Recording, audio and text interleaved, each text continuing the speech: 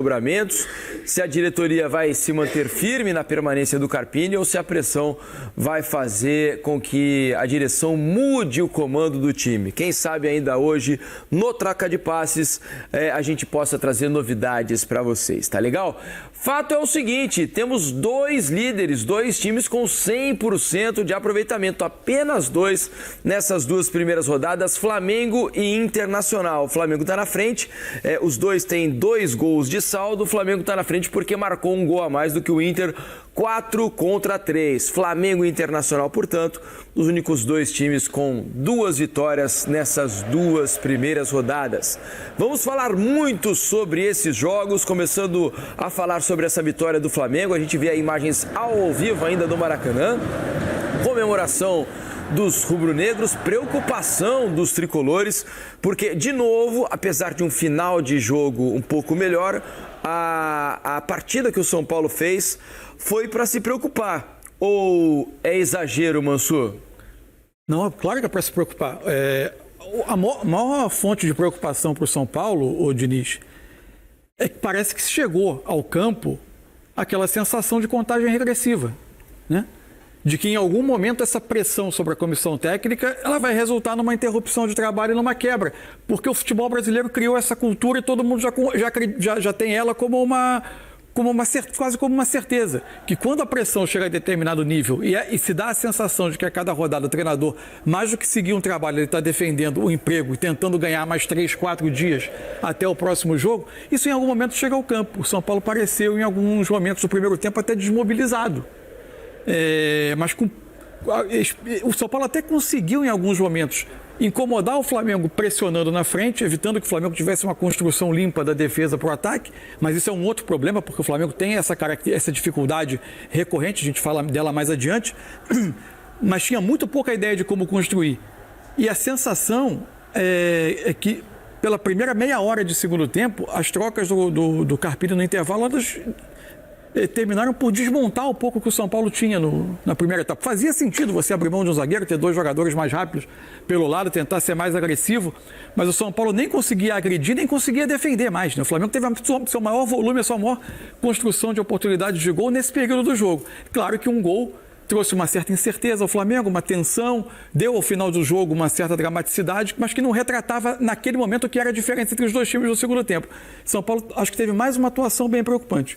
O primeiro tempo até foi um pouco menos pior do São Paulo, né? Um jogo mais equilibrado, não permitiu tantas ações ao Flamengo, não permitiu tantas chegadas perigosas, também produziu pouco no ataque, é verdade, né? Foi um primeiro tempo meio amarrado, mas o segundo foi bastante ruim, né? Principalmente a primeira parte do segundo tempo, ali os primeiros 30 minutos, 35, o São Paulo não conseguia mostrar reação, né, Alex?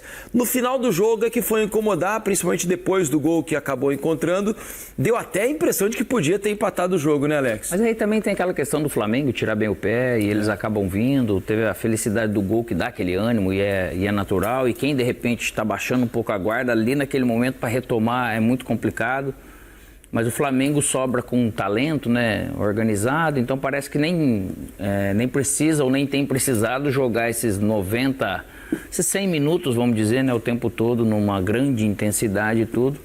Mas realmente o Flamengo acaba sobrando nesse sentido e lógico que preocupa porque a questão do São Paulo, porque dá-se uma impressão de que contaminou realmente e contamina mesmo esse ambiente de incerteza da maneira que fica. Pode ser que o treinador ele está lá porque ele também é um ser humano e ele ainda é um jovem treinador, é um jovem líder que às vezes ele precisaria, igual a gente falou, não sei se teria o que fazer. Mas no Brasil, quando chega nesse ponto, fica muito perto realmente do insustentável, porque para a diretoria é mais cômodo, parece que saia, e o resultado no campo acaba não vindo, porque né, o atleta brasileiro parece que ele acaba sentindo um pouco mais, e o São Paulo não teve profundidade, grande criação, essas coisas, mas eu acho que está sucumbindo um pouco nessa história de aí. O Carpini vai sair, mas e aí? O Carpini vai sair ou não vai sair? Os atletas têm coisas que eles podem resolver dentro do campo. Mas é o treinador que escala, mas é o treinador que mobiliza também, mas eles também têm que se mobilizar. Porque senão passa-se o tempo, passa mais 5 rodadas, 10 rodadas, e não adianta jogar daí de repente esperar para acordar, que acaba sendo tarde. É por aí. Vamos ouvir então Bruno Henrique, atacante do Flamengo, saiu ovacionado pela torcida hoje quando foi substituído no Maracanã. Ele, depois do jogo, conversou com a nossa reportagem. Vamos ouvi-lo. Vou dizer 1000 vezes o carinho que eu tenho por essa torcida, o carinho que eles têm por mim. É gratidão sempre por estar no maior clube. Fico feliz de estar podendo dar o meu melhor dentro de campo, jogando titular ou entrando durante as partidas. Parabéns mais uma vez pela equipe. Jogo difícil, uma equipe que vai brigar pelo campeonato e a gente conseguiu suportar super bem. Fizemos um grande jogo, fizemos 2 gols, onde a gente poderia ter feito mais uns 2 ali, eu acho, mas a equipe do São Paulo, a defesa foi muito bem, tirou bolas de gol ali, então parabéns para nós por mais esses 3 pontos, sabendo que o Campeonato Brasileiro é difícil, não tem jogo fácil, então o importante é a gente pontuar dentro de casa para a gente sonhar com esse campeonato. Tá aí, Bruno Henrique, sempre útil, né, Mansur? Impressionante como ele é um cara capaz de provocar desequilíbrio na defesa adversária, seja começando o jogo, seja apenas jogando parte da partida nos momentos finais, né? Ele consegue se adaptar a várias situações que são impostas a ele, né? Acho que o Cebolinha veio muito bem. O Luiz Araújo, questionado hoje, fez uma partida muito boa, mas o Bruno Henrique... Primeiro, ele tem arquibancada a favor dele, né? Tem algo no Flamengo que vai demorar um pouco a mudar. Confiança com que ele joga, né, Mansur? Não, e tem algo no Flamengo que vai demorar alguma coisa a mudar, que assim, quem é remanescente de 2019 e ainda está conseguindo ter um nível de atuação bom, tem uma relação com a arquibancada que outros têm, até constroem. Você vê o De La Cruz aí, mas é algo que está muito marcado, né, no coração de uma geração de torcedores. Então, ele é muito querido pela torcida. E ele oferece coisas com características diferentes do Cebolinha, quando joga pelo lado esquerdo, né? Ele é um jogador, ele consegue te dar profundidade, mesmo sendo destro, preferindo por vezes trazer para finalizar, mas ele consegue dar aquele tapa e ter a velocidade para chegar no fundo. Ele tem muita presença de área, né? Ele tem a questão da estatura, da impulsão. Uma impulsão, né? Absurda. Então ele consegue ser um jogador que ataca a área com mais frequência. O Cebolinha faz um movimento um pouco diferente dele. Ele é um jogador muito útil nessa caminhada do Flamengo. E assim, se você pensar num campeonato que não vai ser ganho por nenhum time que construiu um 11, e sim por um time que construir opções e souber jogar com elas o tempo todo, em que as trocas não façam ele se desfigurar, esse tipo de jogador é imprescindível. E o principal dessa característica, você pode até ter times com elencos, com bons atletas e tudo, mas o que o Tite conseguiu fazer nesse sentido, que o Gabigol ficou fora, que ele ficou fora, o Bruno... e são importantes, você percebe no Flamengo todo mundo remando para o mesmo lado até então, né? E você vê que esse sentido de equipe para esses caras que são importantíssimos para a torcida, e o Bruno, ele é um cara importante porque ele é decisivo, ele foi, né? E ele causa realmente impacto no jogo, não é aquele cara que passa desapercebido por todas as características que o Mansur falou. E um espírito de liderança em sentido coletivo e não individual. E quando o adversário olha, vê o Bruno Henrique e fala, ixi, lá vem esse cara pra cima de mim, né? Seja correndo com a bola baixo, na perna, por velocidade, dentro, seja pelo alto, olhando pra cima e vendo o Bruno Henrique saltar, né? Não é fácil, não. Deixa eu só ouvir o Ferreira, atacante do São Paulo, e depois a gente continua conversando aqui sobre o que foi esse Flamengo 2, São Paulo 1. Quando o momento não é bom, os caras dão um chute no primeiro tempo, fazem um gol, a gente chuta e não faz. E só a gente mesmo pode trabalhar para sair desse momento aí, com as vitórias. Feliz por ter voltado, né, a jogar. O planejamento era jogar uns 20 minutos. Consegui jogar o segundo tempo inteiro. A gente fez um gol, mas não conseguiu um empate. Enaltecer a torcida que veio aí nos apoiar, gritou o jogo inteiro. Agora é trabalhar, só trabalhando mesmo para sair dessa situação. Aí o Ferreira que, né, se machucou, ficou fora do time das Luzes, tem sido importantíssimo, né, para o São Paulo, apesar do mau momento do São Paulo, hoje conseguiu entrar e ajudar mais uma vez. A gente vai colocar aqui para vocês os melhores momentos desse jogo, né, para você que não acompanhou, ficar por dentro de tudo que rolou no Maracanã, hoje com 48 mil torcedores nas arquibancadas, mas um jogo que mostrou a diferença de momento das duas equipes, né, Alex? E mostra, ele acaba vindo. Porém, a gente comentou, por mais erros que o São Paulo cometeu, que tem alguma distração, no primeiro tempo ele veio para o jogo, Tudo, o Flamengo ele acaba criando e construindo e vai acontecer sempre pelo talento, tanto que o gol ele acaba saindo num talento, mas de uma dispersão no movimento. Olha lá, o Michel, olha o jeito que ele desiste. Largou, né? Ele, driblado, ele não parou. segue, cara. Então isso aí é um sintoma que eles têm que se consertar, né? Independente de quem esteja no comando. E aí você acaba sendo punido pelo talento que o adversário acaba tendo, você jogando fora de casa. E mesmo assim o São Paulo acho que seguiu, você vê de posse de bola, eles ficaram ali, não tiveram realmente produtividade em profundidade, de gerar tanto de repente dano no Flamengo, que o Flamengo ainda dessa forma parece que ele ainda acaba permitindo algumas coisas desses últimos jogos para cá que eu tenho visto. Mas é um jogo que realmente com o Flamengo desse que você vai jogar, você tem que ter aquela atenção em cada segundo até o final do jogo. A gente viu ali lances do De La Cruz, né, Mansur? O primeiro gol do Luiz Araújo, que ele acerta a gaveta, né? Um chute muito feliz do Luiz Araújo.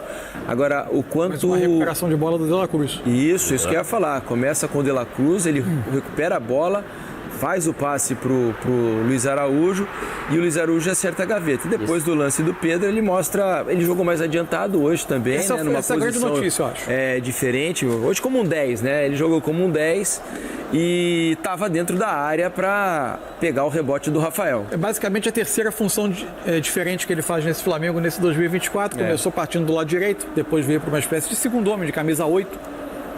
E agora joga na função que era do Arrascaeta, com as suas diferenças de característica. Sob o ponto de vista individual, para mim, o jogo tem, do lado do Flamengo, dois grandes destaques, né? A gente falou um pouco do Bruno Henrique, mas eu acho que, tecnicamente, assim, a grande influência no jogo, a partida do De La Cruz é muito boa. Ele é um jogador que faz a pressão do Flamengo ofensiva funcionar muito melhor, pela capacidade dele de cobrir campo, de se posicionar, de entender a pressão, de pressionar o adversário, de recuperar a bola, de interceptar passe. E o outro destaque está aparecendo aí na tela para mim. É muito interessante como o Pedro, e eu não estou falando só da parte ofensiva do Pedro, que já é conhecida, mas como o Tite fez o Pedro se engajar mais e com mais qualidade, né? Sem bola. Hoje, principalmente. Impressionante. Tanto hoje. que o segundo gol sai de uma roubada de bola, de uma briga dele.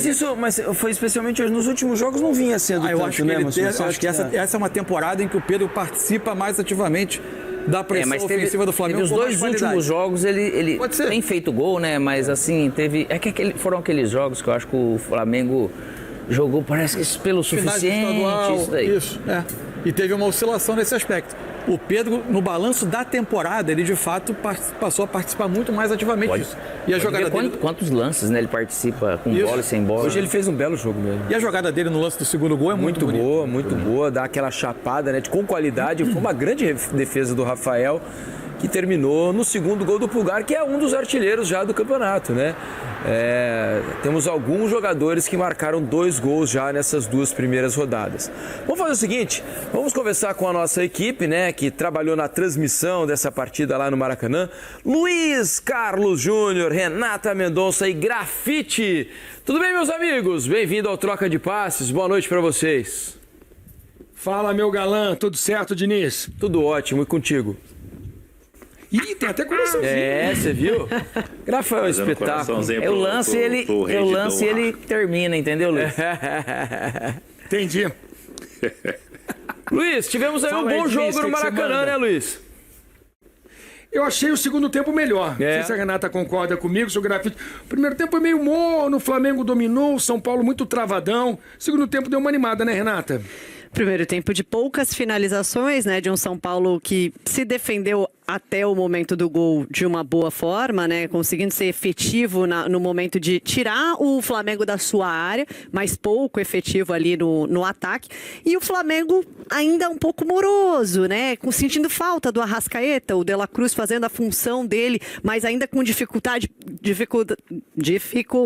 assim como eu tive dificuldade de falar essa frase, dificuldade com os 3 zagueiros do São Paulo, mas depois no segundo tempo destravou e o Flamengo dominou boa parte do jogo até os últimos minutos, quando o São Paulo fez o gol, e aí as coisas mudaram um pouquinho. Pois é, o São Paulo mudou seu esquema no segundo tempo, tirando um dos zagueiros, passou a jogar com uma linha de 4 atrás.